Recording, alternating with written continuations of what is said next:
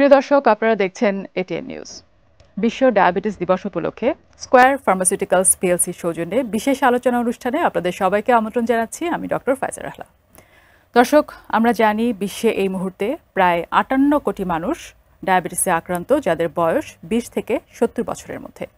বাংলাদেশের এই চিত্র যদি আমরা দেখি, বাংলাদেশে প্রায় 1,30,00,000 মানুষ ডায়াবেটিসে আক্রান্ত 2024 সালের হিসেবে, এবং 2045 সালের মধ্যে এই সংখ্যা ছাড়িয়ে যাবে প্রায় 2 কোটি। এই বিষয়টি মাথায় রেখে আজকে আমরা আলোচনা করব ডায়াবেটিস নিয়ে। ডায়াবেটিস কেন হচ্ছে, কাদের হচ্ছে, কেনই বা এই সংখ্যাটি দ্রুত বেড়ে যাচ্ছে, এই বিষয়গুলো নিয়ে আমরা আজ আলোচনা করব। আমাদের সাথে আজ বিশেষজ্ঞ অতিথি হিসেবে স্টুডিওতে যোগ দিয়েছেন ডক্টর ফারিয়া আফসানা, সভাপতি বাংলাদেশ এন্ডোক্রাইন সোসাইটি, সহযোগী অধ্যাপক ও বিভাগীয় প্রধান, এন্ডোক্রাইনোলজি বিভাগ, বারডেম।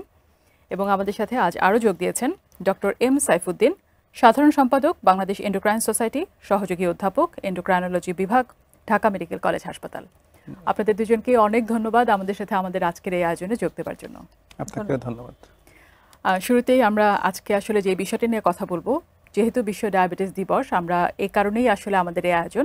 একেবারে শুরুতে আপনার কাছে একটু জানতে চাচ্ছি যে এই বছর এই দিবসটির থিম আমরা যদি বলি বা প্রতিপাদ্য বিষয় কি নির্ধারণ করা হয়েছে? ধন্যবাদ। এবারের প্রতিপাদ্য বিষয় সেটা হচ্ছে no more do more at work. যদি একটু বাংলায় বলি তাহলে হচ্ছে যে ওয়ার্ক প্লেস বা কর্মক্ষেত্রে ডায়াবেটিস সহায়ক এনভায়রনমেন্ট তৈরি করা। তো সেটা শুধু যে ডায়াবেটিস নির্ণয়, ট্রিটমেন্ট এটা না, প্রিভেনশন বা প্রতিরোধের ব্যাপারটাও কিন্তু এখানে চলে আসবে। সুতরাং আমরা জানি যে মানুষ দীর্ঘ সময় দিনের একটা লম্বা সময় কাজে থাকেন এবং কাজের মধ্যে বেশিরভাগ সময় বসেই থাকতে হয়, সিডেন্টারি যেটা বলি আমরা, ফিজিক্যাল অ্যাক্টিভিটি হয় না, এটা একটা ডায়াবেটিসের ঝুঁকি।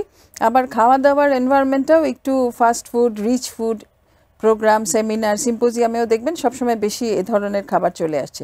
সুতরাং এই দুইটা ক্ষেত্রেই কিন্তু আমাদের সুষম খাদ্য এবং নিয়মিত ব্যায়াম, এই দুইটা হচ্ছে আমাদের ডায়াবেটিস প্রতিরোধ এবং নিয়ন্ত্রণের অন্যতম চাবিকাঠি। সুতরাং এই দুইটাকে কর্মক্ষেত্রে যদি অ্যাড্রেস করা যায় তাহলে কিন্তু অনেকাংশে ডায়াবেটিস সহায়ক একটা এনভায়রনমেন্ট তৈরি করা সম্ভব। এই প্রতিপাদ্যকে রেখেই এবারের থিমটা তৈরি করা হয়েছে। কর্মস্থলে এই যে সুরক্ষা, যেটা নিয়ে আপনি বলছিলেন, এই বিষয়টি নিয়ে আমরা বিস্তারিত পরে আরও শুনবো, তবে আগে একটু ডায়াবেটিসের বিষয়ে আমরা জেনে নিই। আপনার কাছে একটু আসতে চাচ্ছি। আমরা যতটুকু এরই মধ্যে জানি যে পুরো বিশ্বেই কিন্তু ডায়াবেটিস রোগীর সংখ্যাটি বেশ বড়, এবং শুধু পুরো বিশ্বের কথা নয়, বাংলাদেশেও যখন আমরা দেখছি এই সংখ্যা 2045 সালের মধ্যে বলা হচ্ছে 2 কোটি প্রায় ছাড়িয়ে যাবে। এই সংখ্যাটিও অনেক বড় একটি সংখ্যা। সামগ্রিকভাবে এই যে পুরো বিশ্বের সাথে যদি আমরা তুলনা করি, তাহলে বাংলাদেশের চিত্রকে আপনি কি বলবেন, এবং এর পেছনে এই যে ডায়াবেটিস বেড়ে যাচ্ছে, এর পেছনে যদি কোনো কারণ আমরা বলতে চাই যে কেন বেড়ে যাচ্ছে, কোনটাকে আপনি বলতে চাইবেন, বা প্রথম বা এরকম গুরুত্বপূর্ণ কারণ কোনগুলোকে? হ্যাঁ, অশেষ ধন্যবাদ আপনাকে। অবশ্যই ধন্যবাদ এটিএন নিউজ এবং স্কয়ার ফার্মাসিউটিক্যালসকে খুব যুগোপযোগী এবং আজকের দিনে এই আলোচনা আয়োজন করার জন্য বিশ্ব ডায়াবেটিস দিবস উপলক্ষে। বাংলাদেশে বর্তমানে ডায়াবেটিস রোগীর সংখ্যা 1,31,00,000 ইন্টারন্যাশনাল ডায়াবেটিক ফেডারেশনের লেটেস্ট যে স্টেটমেন্ট সেটা অনুসারে। সুতরাং একটা বড় সংখ্যক মানুষ, আমাদের দেশে 17-18 কোটি মানুষের দেশে প্রায় 1,31,00,000 মানুষ, এটা আসলে একটা বিশাল সংখ্যক মানুষ ডায়াবেটিস রোগে আক্রান্ত। কিন্তু সবচেয়ে ভয়াবহ ব্যাপার হলো তার অর্ধেক মানুষই জানে না যে তারা ডায়াবেটিস রোগে আক্রান্ত। তারা কখনো ডায়াবেটিস চিকিৎসা অত আসে নাই, তারা কখনো ডায়াবেটিস স্ক্রিনিং করে নাই, যার ফলে একটা বড় সংখ্যক মানুষ কিন্তু জানছে না তারা ডায়াবেটিস রোগে আক্রান্ত। কোনো কারণে তারা অন্য কোনো কারণে হয়তো তার চোখে দেখতে সমস্যা হচ্ছে, সে চোখের ডাক্তারের কাছে গেল, তখন পরীক্ষা করে দেখা গেল যে তার চোখে অনেকখানি ড্যামেজ হয়ে গেছে ডায়াবেটিসের জন্য।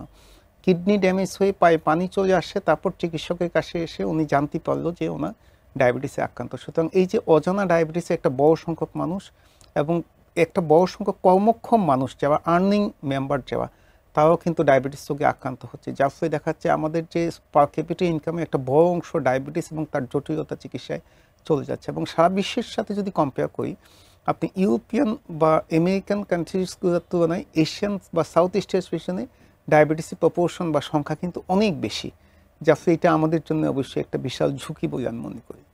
কেন হচ্ছে যে সংখ্যাটি আপনি বলছেন যে ইউরোপিয়ানদের তুলনায় আমাদের ক্ষেত্রে বেশি হচ্ছে, এর পেছনে কোনো কারণ আছে? এটার পেছনে আসে multiple factors are involve in fact. তার মধ্যে একটা ইম্পর্টেন্ট হচ্ছে জেনেটিক ফ্যাক্টর। সাউথ এশিয়ানদের বাইবর্ন জেনেটিকলি দেখা যাচ্ছে they are more prone to develop diabetes, এটা একটা ফ্যাক্টর। এছাড়া খাবার দাবার, জীবনযাত্রা, ঘুম, মানসিক চাপ, দেওয়া মাল্টিপল ফ্যাক্টর, চাপে টাইপ 2 ডায়াবেটিস যেটা আমরা বলছি সেটা আসলে ব্যাপক হারে আমাদের দেশে বৃদ্ধি পাচ্ছে।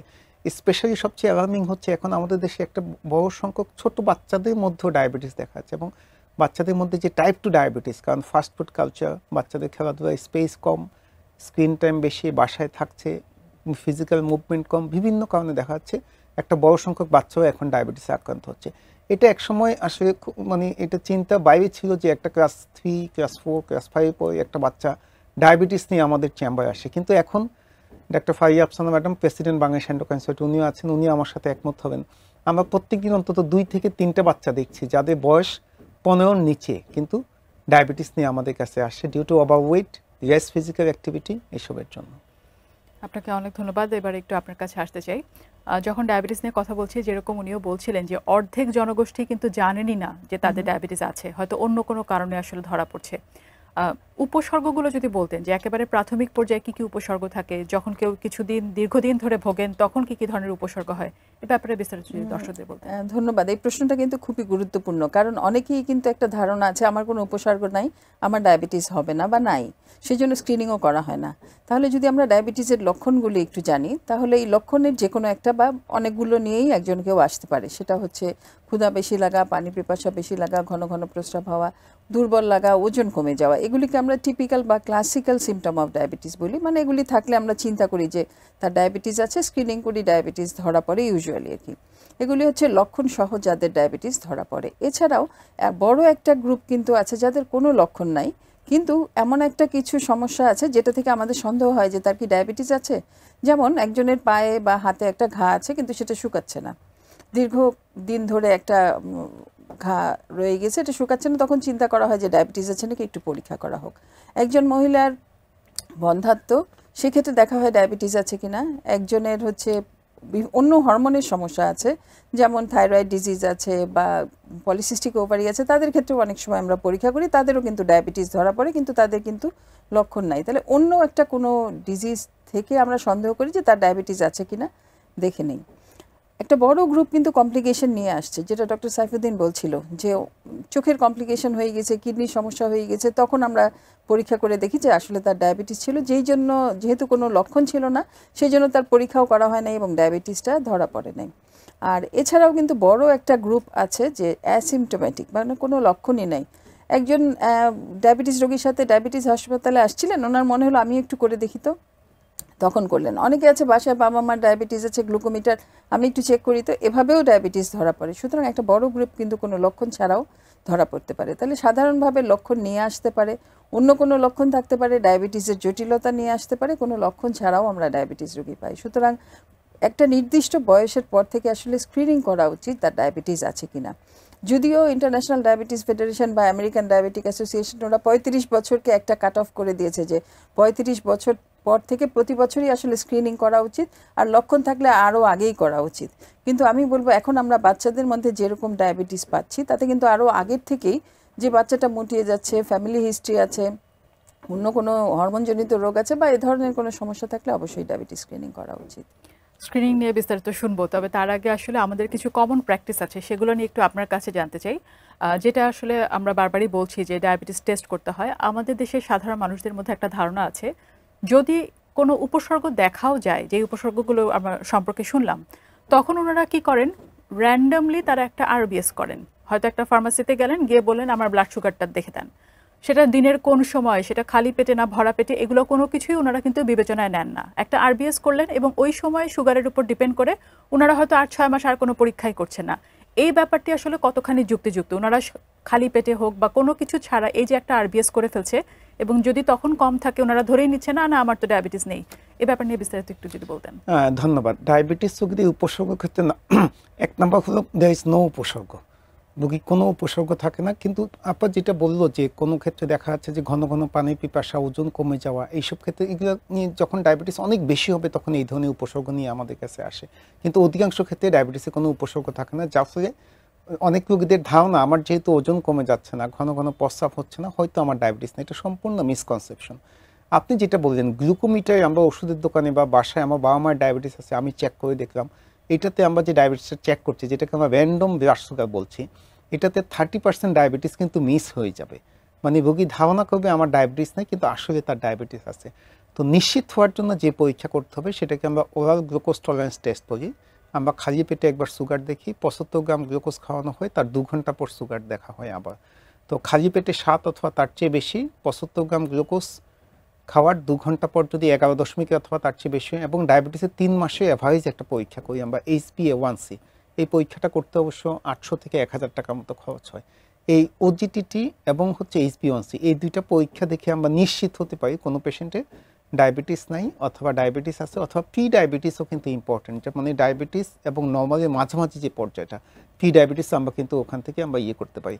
তো সাধারণত মানুষ ওষুধ দোকানে যেটা চেক করছে এটা আমরা খুব বেশি নিরুৎসাহিত করছি না, কিন্তু ওইটাতে নর্মাল পেয়ে যে তার ডায়াবেটিস নেই এটা নিশ্চিতভাবে বলা কিন্তু সম্ভব না। নিশ্চিত হতে হলে আপনাকে খালি পেটে যে কোনো হসপিটালে এসে ওজিটিটি এবং হচ্ছে HbA1c এই দুইটা পরীক্ষা করে কনফার্ম হওয়া যাবে আসলে একজন মানুষের ডায়াবেটিস আছে অথবা নাই। আপনাকে অনেক ধন্যবাদ। এবারে আপনার কাছে আসছে যে আপনি যে স্ক্রিনিংয়ের ব্যাপারে বলছিলেন, বিস্তারিত যদি বলতেন যে আমরা যদি বাংলাদেশের প্রেক্ষাপটে চিন্তা করি, আমরা আমাদের দর্শকদেরকে কি পরামর্শ দিব, কোন বয়স থেকে এবং কারা কতদিন পর পর আসলে এই পরীক্ষাগুলো করে দেখবেন যে ওনার ডায়াবেটিস আছে কিনা? একটু আগেই বলছিলাম, আমরা যদি বয়স হিসাবে চিন্তা করি, বাচ্চাদেরকে এখন আমরা দেখছি যে ডায়াবেটিস বাচ্চাদের মধ্যে অনেক বেশি, সুতরাং প্রশ্ন আসে বাচ্চাদের আমাদের কখন ডায়াবেটিস পরীক্ষা করতে হবে। কিছু কিছু ঝুঁকি আছে, এই ঝুঁকিগুলি যদি কোনো বাচ্চার মধ্যে পাই আমরা, তাহলে অবশ্যই তার স্ক্রিনিং করে নেওয়া উচিত। যেমন সেই ক্ষেত্রে বাচ্চাটা যদি ওজন বেশি থাকে তাহলে আমাদের চিন্তা করতে হবে যে তার আর কোনো ঝুঁকি আছে কিনা। যেমন ওই বাচ্চাটার প্রেগনেন্সির সময় মায়ের গর্ভকালীন ডায়াবেটিস ছিল, ওই বাচ্চার ফ্যামিলি হিস্ট্রিতে ডায়াবেটিস আছে, অথবা ফ্যামিলি হিস্ট্রিতে হাইপারটেনশন বা উচ্চ রক্তচাপ আছে, তার ফ্যামিলিতে বা তার নিজেরই হরমোনাল ডিজিজ আছে, যেমন একটা ইয়াং মেয়ে 13-14 বছর, তার পলিসিস্টিক ওভারি আছে, তার থাইরয়েডের সমস্যা আছে, তাকে অবশ্যই আমাদের ডায়াবেটিস স্ক্রিনিং করে নেওয়া উচিত। আর গাইডলাইন হিসাবে যদি বলি তাহলে 35 বছরের উপরে যদি লক্ষণ না থাকে, লক্ষণ থাকলে যে কোনো সময় স্ক্রিনিং করা যাবে, এর কোনো বাধা নাই, তাহলে 35 বছর বয়সে অবশ্যই স্ক্রিনিং করে নেওয়া উচিত। এবং নর্মাল থাকলে প্রতি 1 বছর পর পর দেখে নেওয়া যেতে পারে, যদি না মাঝে কোনো সিমটম চলে আসে। যদি লক্ষণ চলে আসে অবশ্যই উনি আরেকবার দেখে নেবে। এখানে আমরা কি নিয়ে স্ক্রিনিং করবো, এর সাথে আমি আরেকটু যোগ করতে চাই, অনেক সময় র্যান্ডম ব্লাড সুগারই আমরা অনেক বেশি পেয়ে যাই, যেমন 20, 22, 25, তখন কিন্তু আমরা আরেকটা অবশ্যই সে ডাক্তারের শরণাপন্ন হবে, একটা ফাস্টিং বা খালি পেটের ব্লাড সুগার, একটা নাস্তা খাওয়ার পরে ব্লাড সুগার, এভাবে দেখেও কিন্তু অনেক সময় ডায়াগনোসিস করা যায়। অনেক বেশি মাত্রায় ডায়াবেটিস যখন থাকে তখন আমরা কিন্তু অত যে আবার জিটিটি করতে হবে সেটা না। যার হচ্ছে বর্ডার লাইন এরকম একটা ডায়াবেটিস বা মাঝামাঝি একটা পর্যায়ে আছে, সেখানে পেশেন্টকে ছেড়ে দিলে হবে না। বা পেশেন্ট দোকানে গিয়ে দেখলো, যেটা বলছিলেন আপনি 8-9 পাচ্ছে, দোকানদার বলে দিল আপনার এটা নর্মাল আছে, আসলে কিন্তু এটাকে নর্মাল ধরা যাবে না। তাহলে এই র্যান্ডম ব্লাড সুগারের কাট অফটাও কিন্তু আমাদের জেনে নিতে হবে। যদি র্যান্ডম এই ব্লাড সুগারটা যার আগে থেকে কখনো ডায়াবেটিস জানা ছিল না, তার যদি 5 বা 5.5-এর নিচে থাকে, তাহলে ধরে নিতে পারি হয়তো বা আনলাইকলি তার ডায়াবেটিস নেই। যদি 5.5 থেকে 11 এর মাঝে থাকে, তাহলে অবশ্যই তার সার্টেন হয়ে নিতে হবে যে তার ওজিটিটি করতে হবে। আর যদি 11 বা তার বেশি থাকে এবং সেই মানুষটার যদি কোনো ডায়াবেটিসের লক্ষণ থাকে, তাহলে অবশ্যই আরেকটা ব্লাড সুগার লেভেল বা HbA1c, যেটা আমরা শুনছিলাম 3 মাসের গড় ডায়াবেটিস, সেটা দিয়ে তার চেক করে দেখে নিতে হবে তার ডায়াবেটিস আছে কিনা। আর এটা খুবই গুরুত্বপূর্ণ, যেটা ডক্টর সাইফুদ্দিন বলছিলেন, যে একটা গ্লুকোমিটারের নর্মাল রিপোর্ট পাওয়া মানেই যে তার ডায়াবেটিস নাই, এটা কিন্তু না। এই ব্যাপারটিকে আসলে ধরা যাবে না। এবার একটু আপনার কাছে আরেকবার আসতে চাই, সেটা হচ্ছে যখন দেখা যায় যে কারোর ডায়াবেটিস আছে, এই যেটা ম্যাডামও বলছিলেন যে হয়তো 8-9 আছে এবং ফার্মেসি থেকে বলে দিল না এটা কোনো ডায়াবেটিস না, অথবা হয়তো আরও বেশিও থাকতে পারে যেটা আগেও ধরা পড়েনি, ধরা পড়লেও অনেকে ভাবেন না 10, 11, 12 আছে, আরও অনেকেরই থাকে, খুব একটা গুরুত্ব সহকারে অনেকেই নেন না। সেক্ষেত্রে যদি এরকম মাত্রার সুগার লেভেল নিয়ে উনি দীর্ঘদিন চলতে থাকেন, তাহলে কমপ্লিকেশন কি হতে পারে, এই ব্যাপারে যদি একটু বিস্তারিত বলতেন। হ্যাঁ, ধন্যবাদ। আমাদের দেশে ইতিমধ্যেই আমি বলেছি 1,31,00,000 মানুষের মধ্যে 65% মানুষ আসলে জানে না তাদের ডায়াবেটিস আছে। যারা জানছে তাদের ডায়াবেটিস আছে, তার অর্ধেক চিকিৎসা নিচ্ছে, বাকি অর্ধেক চিকিৎসা নিচ্ছে না।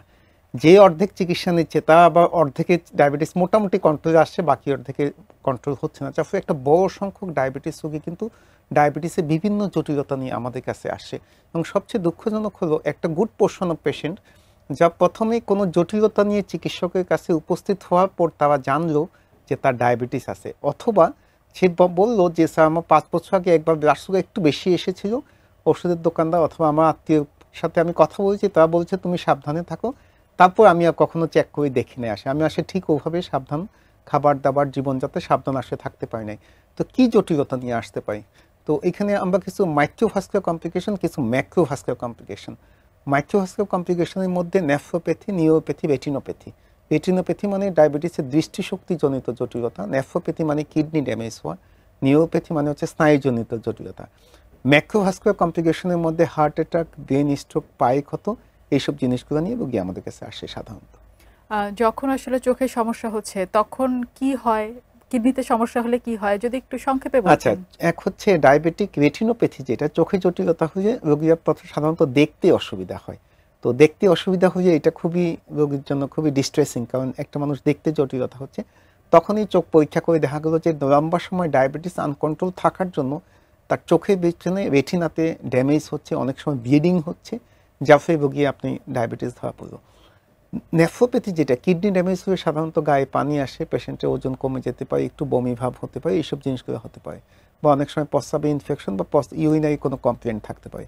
নিউরোপ্যাথিতে সাধারণত রোগী হাতে পায়ে জ্বালা পোড়া, ঘুমে ডিস্টারবেন্স, এছাড়াও কিছু অটোনমিক নিউরোপ্যাথি আছে যাতে লম্বা সময় পর্যন্ত ডায়াবেটিস আনকন্ট্রোল থাকছে, রোগীর মাথা ঘোরাচ্ছে, প্রেশার কম থাকছে, ঘন ঘন লুজ মোশন হচ্ছে, ভাত খাওয়ার সময় অতিরিক্ত ঘেমে যাচ্ছে, বা অন্য কারণে দেখা যাচ্ছে অল্প স্ট্রেসে সে অতিরিক্ত ঘামাচ্ছে। এইসব জটিলতা নিয়ে রোগীরা সাধারণত আমাদের কাছে আসে। দর্শক, আজ বিশেষ অতিথি হিসাবে আমাদের সাথে আছেন ডক্টর ফারিয়া আফসানা, সভাপতি বাংলাদেশ এন্ডোক্রাইন সোসাইটি, সহযোগী অধ্যাপক ও বিভাগীয় প্রধান, এন্ডোক্রাইনোলজি বিভাগ, বারডেম। এবং আমাদের সাথে আজ আরও আছেন ডক্টর এম সাইফুদ্দিন, সাধারণ সম্পাদক বাংলাদেশ এন্ডোক্রাইন সোসাইটি, সহযোগী অধ্যাপক, এন্ডোক্রাইনোলজি বিভাগ, ঢাকা মেডিকেল কলেজ হাসপাতাল। আপনাদের আরও একবার ধন্যবাদ জানাচ্ছি আমাদের সাথে আমাদের আজকের এই আয়োজনে যোগ দেওয়ার জন্য। আমরা অনেকগুলো তথ্য এরই মধ্যে আপনাদের কাছ থেকে পেয়েছি ডায়াবেটিস সম্পর্কে, কেন হচ্ছে, কিভাবে হচ্ছে, কাদের হচ্ছে। এরপরেই আসে সবার মনে যে এই চিন্তাটা আসে যে চিকিৎসা আসলে কি হতে পারে এবং সেই চিকিৎসা আমাকে কত দিন নিতে হবে। আপনার কাছে একটু জানতে চাই যে যখনই ধরা পড়ছে, যিনি আসলে আসছেন এবং ধরা পড়ছে যে হ্যাঁ ওনার ডায়াবেটিস আছে, অপশনগুলো কি কি আছে সে ব্যাপারে। ধন্যবাদ। ডায়াবেটিস চিকিৎসা আগে আমরা বলতাম যে 3D ট্রিটমেন্ট, এখন সেটা 4D। 4Dর মধ্যে হচ্ছে নাম্বার 1 হচ্ছে ডায়েট, নাম্বার 2 হচ্ছে ডিসিপ্লিন, নাম্বার 3 হচ্ছে ড্রিম অথবা স্লিপ, নাম্বার 4 হচ্ছে ড্রাগস। তার মানে ওষুধ দিয়ে চিকিৎসা অপশন আছে, কিন্তু তার আগেও কিন্তু 3টা ডি আছে। তো ডায়েটের মধ্যে একটা আমরা ডায়াবেটিস রোগীদের জন্য আসলে আলাদা কোনো খাবার নেই, আমরা সেটা সুষম খাবার অথবা ব্যালেন্স ডায়েট বলি, যেটার মধ্যে কার্বোহাইড্রেট থাকবে 50%, প্রোটিন থাকবে 10 থেকে 15%, ফ্যাট থাকবে অ্যারাউন্ড 35%। আমরা প্লেট মডেল রোগীদের বোঝানোর জন্য খুবই উপযোগী একটা মডেল। আমরা বলছি আপনি যে প্লেটে খাবার খাবেন তার অর্ধেক থাকবে ভেজিটেবলস, বাকি অর্ধেকে 4 ভাগে 1 ভাগ থাকবে হচ্ছে প্রোটিন, আর 4 ভাগে 1 ভাগ থাকবে হচ্ছে রাইস বা কার্বোহাইড্রেট বা রুটি আপনি যেটা খাচ্ছেন। সুতরাং এই প্লেট মডেলটা আমাদের মেনটেন করা উচিত, এবং হচ্ছে এটা হচ্ছে আমাদের খাবার দাবার মডেল। ক্ষেত্রে ডিসিপ্লিনের ক্ষেত্রে আমরা বলছি সময় মতো খাবার, সময় মতো ঘুমানো, লম্বা সময় না খেয়ে থাকা, পরিমিত খাওয়া, অনেক সময় অনেক বেশি পরিমাণে একসাথে না খাওয়া। ড্রিম আগে আমরা অনেক সময় ইগনোর করতাম, কিন্তু এখন দেখা যাচ্ছে ডায়াবেটিসের চিকিৎসায় ঘুম একটা খুবই ইম্পর্টেন্ট কম্পোনেন্ট। প্রতিদিন একজন অ্যাডাল্ট মানুষের 6 থেকে 8 ঘন্টা ঘুমানো উচিত, এবং আনইন্টারাপ্টেড 6 to 8 আওয়ার্স স্লিপ একটা important contributing factor in the good outcome to manage diabetes. তো এই 3টা পরে হচ্ছে ড্রাগ অপশন। ড্রাগের মধ্যে আমরা কিছু মুখে ওষুধ দিয়ে চিকিৎসা করি, কিছু ইনজেক্টেবল মেডিকেশন যেটাকে আমরা ইনসুলিন বলছি, সেই ধরনের চিকিৎসা এখন আমাদের দেশে পাওয়া যাচ্ছে, এবং কিছু ওয়েট রিডিউসিং কিছু মেডিকেশন যেগুলো ডায়াবেটিস চিকিৎসায় হেল্প করছে, ইনজেক্টেবল কিন্তু ইনসুলিন না, যেগুলোকে আমরা GLP-1 রিসেপ্টর অ্যাগনিস্ট বলছি। ইনসুলিন পাম্প হচ্ছে সবচেয়ে latest treatment of the diabetes. একটা ছোট্ট একটা ডিভাইস পেটের পাশে লাগিয়ে রাখা হয়, খুবই এক্সপেন্সিভ। ধরেন বাংলাদেশের সবচেয়ে লেটেস্ট পাম্প যেটা AI যুক্ত পাম্প, 6 থেকে 8 লাখ টাকার মতো দাম। বাংলাদেশে 100 মতো পেশেন্ট ইনসুলিন পাম্প ইউজ করছে। সারা পৃথিবীতে এমনকি USA পর্যন্ত যেই ধরনের ওষুধ অ্যাভেলেবল আছে, বাংলাদেশের সবগুলো ওষুধ ইনক্লুডিং ইনসুলিন পাম্প, মুখে ওষুধ, ইনসুলিন সবই আমাদের দেশে পাওয়া যাচ্ছে। তো চিকিৎসকের দায়িত্ব হলো আপনার একজন রোগী যখন ডায়াবেটিস নিয়ে আপনার কাছে আসবে, আমরা যেমন এন্ডোক্রাইনোলজিস্ট যারা ডায়াবেটিস এবং হরমোন স্পেশালিস্ট, রোগীর ডায়াবেটিসের status, comorbidity, physical profile, after doing the investigation আমরা সেট করে দিই কার ওষুধ রাখবে, কার ওষুধ রাখবে না, ওষুধ রাখবে কী ধরনের ওষুধে তার জন্য সুইটেবল বলে আমরা সেট করে দিই। ধন্যবাদ। চিকিৎসা নিয়ে যখন কথা বলছি, ডায়াবেটিসের রোগী যারা আছেন অথবা যাদের পরিবারে কোনো একজন ডায়াবেটিস রোগী আছে, তাদের মনে কিন্তু অনেক রকমের প্রশ্ন আসে। যেমন আমরা অপশনগুলো শুনলাম, মুখে খাওয়ার ওষুধ থাকতে পারে, ইনসুলিন থাকতে পারে, ইনসুলিন পাম্প থাকতে পারে। যেই রোগী বা যিনি আসলে ডায়াবেটিসে ভুগছেন, হয়তো উনি ওষুধ খাচ্ছেন, ওনার হয়তো মনে প্রশ্ন আসছে, বা এরকম প্রশ্ন আসলে আমরা অনেক পাই যে আজকে আমি 2টা মিষ্টি খেয়ে ফেলেছি, তাহলে কি আমি ওষুধের ডোজ বাড়াবো কিনা, অথবা আজকে আমি হয়তো একবেলা খাবার স্কিপ করেছি বা খেতে পারিনি, সেক্ষেত্রে আমার কি ওষুধের ডোজটা কমাতে হবে কিনা। ডোজ নিয়ে যদি একটু বলতেন। হ্যাঁ, এটা খুবই গুরুত্বপূর্ণ, কারণ এখানেই কিন্তু আসলে ভুল হয়ে যায়। কারণ এই ভুলটা হলেই ব্লাড সুগার অনেক লো হয়ে যাওয়া বা অনেক হাই হয়ে যাওয়া, দুটাই জটিলতা হতে পারে। সুতরাং এই ক্ষেত্রে আমাদের আসলে এরকম কোনো স্কোপ নাই যে আমি খাবার একটু বেশি খেয়ে নেব, তার পরিবর্তে ইনসুলিন বা ওষুধ একটু বেশি খাবো। কারণ একজন মানুষের কতটুকু ইনসুলিন বা ওষুধ লাগবে এটা কিন্তু শুধু খাবারের মধ্যে যে গ্লুকোজ তার উপরেই নির্ভর করে না, তার ইনসুলিন রেজিস্ট্যান্স কেমন, তার শরীরে ইনসুলিন তৈরির ক্ষমতা কেমন, তার উপরেও কিন্তু নির্ভর করে। সুতরাং আমরা নির্দিষ্ট করে বলতে পারবো না যে একটা মিষ্টি খাওয়ার জন্য তার কতটুকু ডোজ বাড়াতে হবে। সেই জন্য এই জটিলতায় আমরা যেতেই একদম নিষেধ করি। একটা সারাদিন একটা ব্যালেন্স মিল, যেটা আমরা বলে থাকি যে 5 বেলা ভাগ করে খাওয়ার কথা, সেটা খেতে হবে। ডায়াবেটিস মানেই যে আসলে খুব ডায়েট কন্ট্রোল, এটা কিন্তু না। যেটা একজন রোগীর যখন ডায়াবেটিস ধরা পড়ে প্রথমেই খুব ঘাবড়ে যায় যে আমাদের আসলে মনে হয় খাওয়া বন্ধ হয়ে গেল, ব্যাপারটা কিন্তু আসলে তাই না। একজন ডায়াবেটিস ব্যক্তিকে যে ডায়েট চার্টটা দেওয়া হয় সেটা কিন্তু তার মতো একটা নন ডায়াবেটিক মানুষের জন্যও কিন্তু একটা ব্যালেন্স ডায়েট, কিন্তু তার ওখান থেকে শুধু মিষ্টি খাবারটা বাদ দিয়ে দিতে বলা হয়েছে। সুতরাং এইটুক যদি মেনটেন করতে পারে তাহলে কিন্তু ডায়াবেটিসটা একটা স্টেবল অবস্থায় থাকে। আমরা যেটা বলি যে একদিন একবেলা অনেক বেশি খেয়ে ফেলা বা কোনো বেলা কম খেয়ে ফেলা, এই যে ফ্লাকচুয়েশনটা হয় ডায়াবেটিসের, সেটা কিন্তু এই ডায়াবেটিস জনিত জটিলতাকে আরও বেশি ত্বরান্বিত করে। সুতরাং সবসময় একটা লেভেল মেনটেন করুক, এটাই আমরা চাই। সেই ক্ষেত্রে অবশ্যই একজন ডায়াবেটিস ব্যক্তির টার্গেটটা জেনে নিতে হবে যে তার ব্লাড সুগারের টার্গেট কত হওয়া উচিত, এবং সেভাবে তাকে মেনে চলতে হবে। পার্ট অফ দ্য ডিসিপ্লিন, যেটা উনি বলছিলেন যে ডিসিপ্লিনও চিকিৎসার একটা অংশ। যখন আমরা ডায়াবেটিস নিয়ে কথা বলছি তখন আমরা দেখা যায় যে শহরের মানুষের সেডেন্টারি লাইফস্টাইল, তারা বেশি হাঁটাহাঁটি করে না অথবা তাদের ডায়েটটা একটু ডিফারেন্ট হচ্ছে, এই কারণে শহরেই বেশি ডায়াবেটিস হয়, এরকম একটা ধারণা আছে। আপনার কাছ থেকে আপনার অভিজ্ঞতার আলোকে জানতে চাই যে আমাদের গ্রামেগঞ্জে যারা সাধারণ মানুষ আছেন ওনারা কিছুটা হলেও বেশি হাঁটেন বা ওনাদের কাজে যেতে হয়তো কিছুটা পরিশ্রম করতে হয়, উনাদের মধ্যে ডায়াবেটিসটা কম পান কিনা, এটা হচ্ছে আপনার অভিজ্ঞতার আলোকে যদি আমাদের জানান। এবং উনারা আসলে চিকিৎসার জন্য কোথায় কোথায় যাবেন একদম গ্রামে যিনি আছেন, এ ব্যাপারে যদি একটু বলতেন। এখন এটা আসলে আগে আমরা একটা সময় ধারণা করতাম গ্রামে হয়তো ডায়াবেটিসের প্রাদুর্ভাব কিছুটা কম হবে, কিন্তু এখন দেখা যাচ্ছে আমরা যেসব রোগী হসপিটালে দেখছি তার একটা বড় সংখ্যক রোগী কিন্তু গ্রাম থেকে আসে। একটা হতে পারে খাবার দাবারের difference, fast food, junk food সব available at the village at this moment, number 1। Number 2 হচ্ছে সেডেন্টারি লাইফস্টাইল। শুধু শহরের মানুষ, এখন গ্রামের লোকজনও কিন্তু দেরি করে ঘুম থেকে উঠছে এবং সেডেন্টারি লাইফস্টাইল শহরের মতো মানুষদের মেনটেন করছে, যার ফলে গ্রামে ডায়াবেটিসের ঝুঁকি কিন্তু শহরে প্রায় কাছাকাছি, হয়তো কিছুটা সামান্য কম হতে পারে। কোথায় চিকিৎসা নেবে? আসলে ডায়াবেটিসের চিকিৎসার জন্য একজন মানুষের অবশ্যই এন্ডোক্রাইনোলজিস্ট বা ডায়াবেটিস এবং হরমোন স্পেশালিস্ট।